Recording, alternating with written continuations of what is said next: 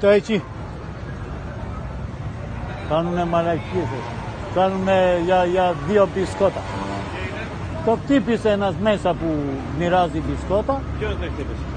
Ένας αυτόν που το αίμα ολόκληρο.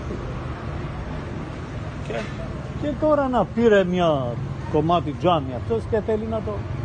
Ποιος είναι αυτός? Ποιος είναι αυτό? Αυτός είναι μουσουλμάνος, Πασαβούρος.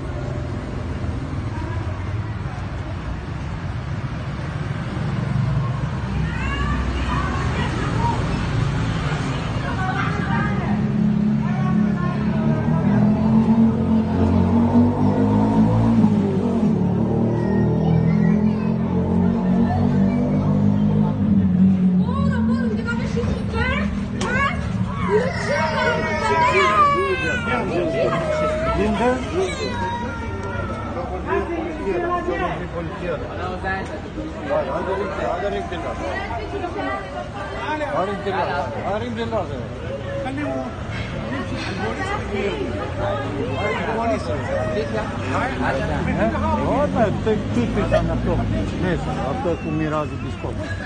Το χτύπησαν. Πασαβούρες είναι, μα για 2 μπισκότα έρχονται εδώ πασαβούρες άνθρωποι.